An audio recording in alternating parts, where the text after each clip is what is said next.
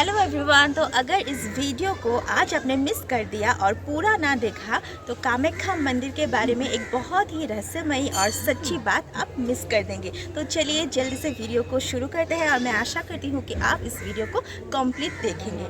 कामरूप की कामाख्या मंदिर को लेकर बहुत सारी रहस्यमयी बातें हैं, जिसमें से बहुत सारी बातें ना सच्ची भी है। तो इस वीडियो में मैं आपको एक बहुत ही सुंदरी रहस्यमयी अप्सरा के बारे में बताने जा रही हूँ, जो खुद कामाख्या मंदिर में बसती थी। प्राचीन काल में कामाख्या मंदिर में एक बहुत ही सुंदरी और रहस्यमयी अप्सरा बसा करती थी, जो बहुत खूबसूरत तो थी ही, साथ में वो नृत्य में भी बहुत ही निपुण थी।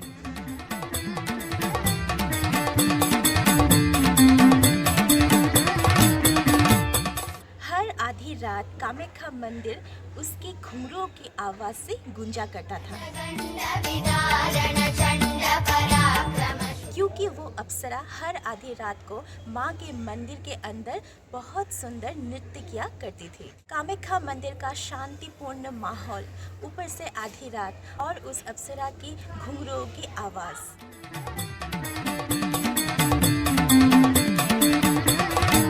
सब मिलकर एक मायावी सा माहौल बना रहता था कामाख्या मंदिर में। लेकिन कौन थी कामरूप कामाख्या की वो सुंदरी अप्सरा, जो खूबसूरत भी थी और नृत्य में भी निपुण थी? इसके पीछे एक बहुत ही रहस्यमयी और सच्ची कहानी है, और वही कहानी लेकर इस वीडियो को चलिए हम अभी शुरू करते हैं। कहा जाता है कि प्राचीन काल का जो कामाख्या मंदिर है वो कामदेव ने विश्वकर्मा जी की सहायता से बनाया था, लेकिन कुछ प्राकृतिक आपदा के कारण वो प्राचीन मंदिर जमीन के अंदर धंस गया था। लेकिन इतिहास कहता है कि सन 1515 से 1540 के बीच कुछ राजा विश्व सिंह जी ने मंदिर का जो धंसा हुआ हिस्सा था वो जमीन से खुदाई करके बाहर निकाला था। फिर उनके बेटे बीर छिलराय और नरनारायण जी ने कामाख्या मंदिर को सन 1540 के बाद फिर से रेनोवेट किया था। बीर छिलराय और नरनारायण जी के कामाख्या मंदिर के रेनोवेशन के बाद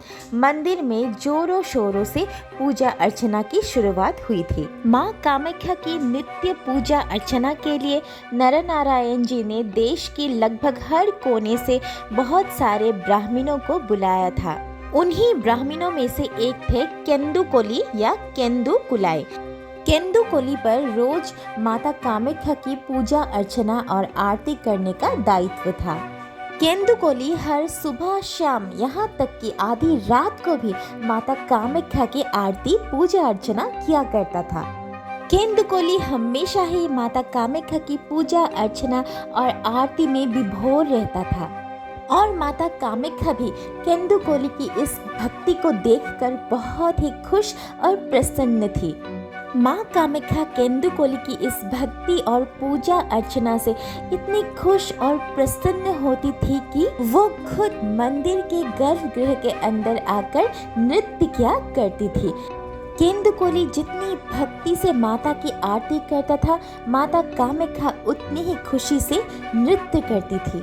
और ऐसे ही कई दिन कई साल बीतते गए, लेकिन पता नहीं कैसे बीर छिलराय जी और नरनारायण जी को इस बात का पता लग गया कि केंदुकोली जब हर आधी रात को माँ कामाख्या के आरती में मुग्ध रहता है तो माता कामाख्या खुद आके गर्भगृह में नृत्य करती है। लेकिन बीर छिलराय जी और नरनारायण जी इस बात से ज्ञात नहीं थे कि माता कामाख्या जब नृत्य करती थी कि खुद केंदुकोली को ही ये इजाजत बिल्कुल नहीं थी कि वो माता कामाख्या की नृत्य देखे। माता कामाख्या जब भी नृत्य किया करती थी तो खुद केंदुकोली अपनी आंखें बंद करके माता की आरती किया करते थे।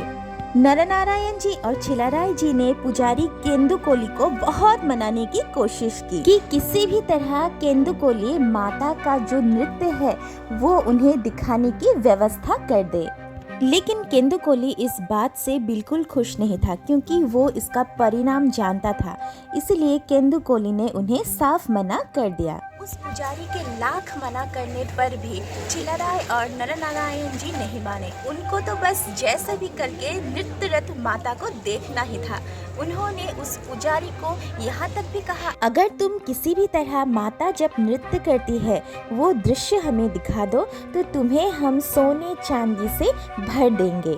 अंत में निरुपाय होकर पुजारी केंदुकोली ने वीर चिल्लाराय जी और नरनारायण जी को वचन दिया कि एक रात वे जरूर माता के नृत्य को उन्हें दिखाएंगे। फिर एक दिन आधी रात को लगभग रात 12 बजे के बाद कामाख्या मंदिर का मुख्य दरवाजा बंद हो गया, क्योंकि हमेशा की तरह कामाख्या मंदिर के गर्भगृह के बंद दरवाजे के पीछे केंदुकोली माँ कामाख्या की आरती उतार रहा था और माता कामाख्या भी अपनी नृत्य कर रही थी। लेकिन मंदिर के दीवार की छेद से नरनारायण जी और वीर चिल्लाराय जी माता के नृत्य को चुपचाप देख रहे थे।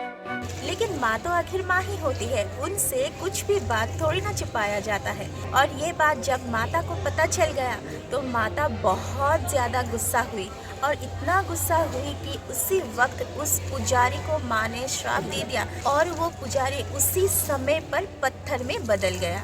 कुछ राजा वीर चिल्लाराय जी और नरनारायण जी को भी माता कामाख्या ने ये अभिशाप दिया कि उस दिन के बाद ना तो वो ना ही उनके वंशज फिर से कामाख्या मंदिर में आके माता की दर्शन कर पाएंगे।